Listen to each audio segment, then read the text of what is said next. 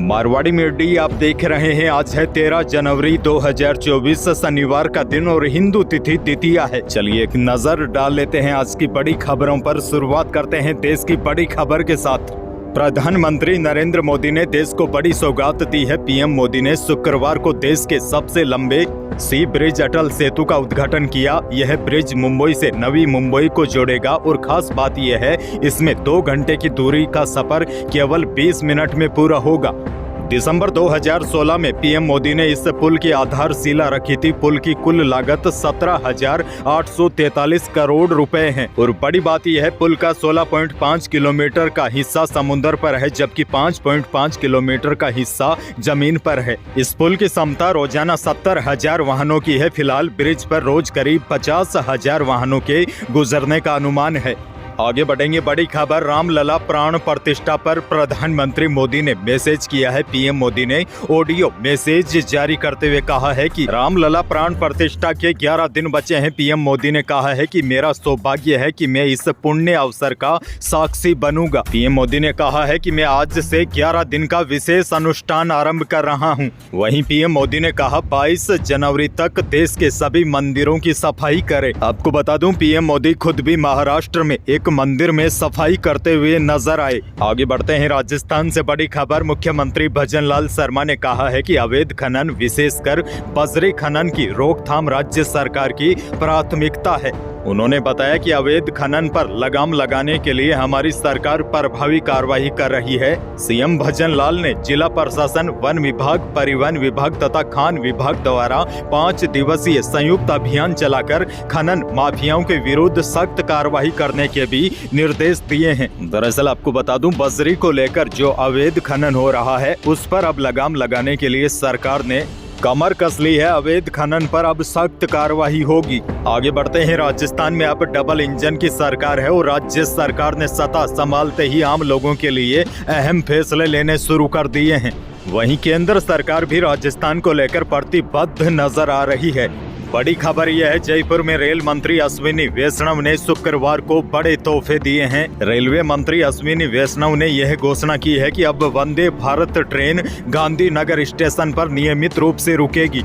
साथ ही में घोषणा की गई है अमृत भारत योजना के तहत अब राजस्थान में कुल 84 रेलवे स्टेशन शामिल होंगे। वहीं अश्विनी वैष्णव ने कहा सांगानेर रेलवे स्टेशन का भी कायाकल्प होगा। अश्विनी वैष्णव ने कहा है कि राजस्थान के सभी रेलवे स्टेशनों को अब आधुनिक बनाया जाएगा। बड़ी खबर तो ये भी है प्रदेश में जल्द ही राजस्थान मेट्रो रेल कॉरपोरेशन की स्थापना की जाएगी। साथ ही में बड़े शहरों में नगर वन भी विकसित किए जाएंगे। नगरीय विकास एवं आवासन विभाग ने अपने 100 दिन की कार्य योजना में इन कार्यों को शामिल किया है। आगे बढ़ते हैं बड़ी खबर। राजस्थान का सबसे साफ सुथरा शहर कौन सा है? सवाल के जवाब में आपके जहन में कई शहरों के नाम आ रहे होंगे, लेकिन आपको बता दूं प्रदेश का सबसे स्वच्छ शहर डूंगरपुर है और बड़ी बात तो यह है सफाई के मामले में यह इंदौर को टक्कर देता है। स्वच्छता सर्वेक्षण 2023 में लगातार 6ठी बार डूंगरपुर शहर राजस्थान के सबसे साफ शहरों में शामिल है। बाकी जितने भी राजस्थान में जो बड़े शहर है वह साफ सफाई के मामले में काफी पीछे हैं।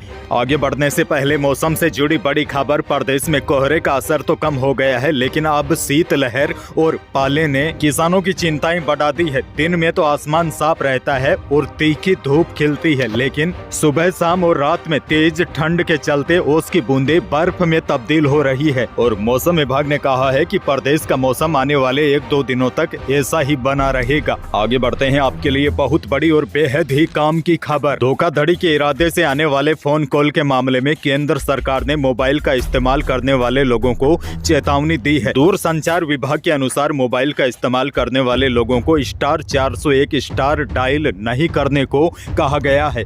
अज्ञात मोबाइल नंबर से फोन आने पर इस नंबर को अगर आप डायल कर देते हैं तो आपकी कई सारी जानकारियां लीक हो सकती है। दूरसंचार मंत्रालय के अनुसार अनजान नंबर से धोखाधड़ी के इरादे से फोन कर *401 डायल करने को कहा जा सकता है लेकिन लोगों को इससे बचना है।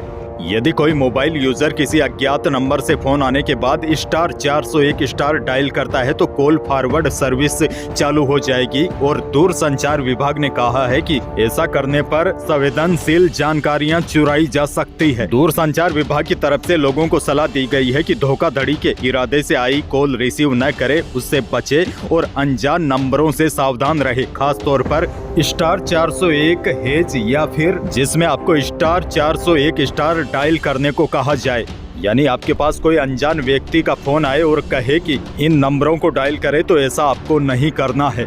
आगे बढ़ते हैं। महंगाई को लेकर नए आंकड़े जारी हो चुके हैं। भारत में रिटेल महंगाई दिसंबर में बढ़कर 5.69% पर पहुंच गई है। बड़ी बात यह महंगाई का 4 महीने का उच्चतम स्तर है। सितंबर में महंगाई 5.2% रही थी, वहीं नवंबर में यह बढ़कर 5.55% और अक्टूबर में 4.87% रही थी। और बड़ी बात यह है, भारत की रिटेल महंगाई दिसंबर में बढ़कर 5.69% पर पहुंच गई है, यानी कि महंगाई बढ़ी है। और जानकारों का कहना है कि खाने पीने का सामान की कीमतें बढ़ने से महंगाई बढ़ी है। आगे बढ़ेंगे। एक और बड़ी खबर, राज्य की नई भजनलाल सरकार का पहला बजट लोकसभा चुनाव के बाद जुलाई में आएगा। उप मुख्यमंत्री दिया कुमारी वित्त मंत्री के तौर पर यह बजट पेश करेगी, लेकिन इससे पहले सरकार अपने संकल्पों और गारंटी की दिशा में आगे बढ़ाने के लिए मिनी बजट के तौर पर केंद्रीय बजट के बाद 4 महीने का लेखा जोखा पेश करेगी, यानी कि सरकार 4 महीनों का लेखा अनुदान लेकर आएगी। इसमें किसानों, मजदूरों और महिलाओं के लिए बड़ी घोषणा हो सकती है। मनरेगा मजदूरों को लेकर भी सरकार नया प्लान तैयार कर सकती है। वहीं लोकसभा चुनावों को देखते हुए किसानों के लिए बड़ा ऐलान हो सकता है। किसान सम्मान निधि योजना के तहत किसानों को सालाना दी जाने वाली 6,000 रुपए की राशि बढ़ाकर 12,000 रुपए करने की तैयारी है। इसके बारे में कल शाम को मैंने पूरी डिटेल के साथ एक वीडियो भी दिया है। तो यही थी प्रदेश और देश की आज की कुछ बड़ी और महत्वपूर्ण खबरें। वीडियो को लाइक करना बिल्कुल न भूलिए और चैनल पर नए हैं तो सब्सक्राइब भी कर लीजिए ताकि आप अपडेट रहे बड़ी खबरों से। धन्यवाद।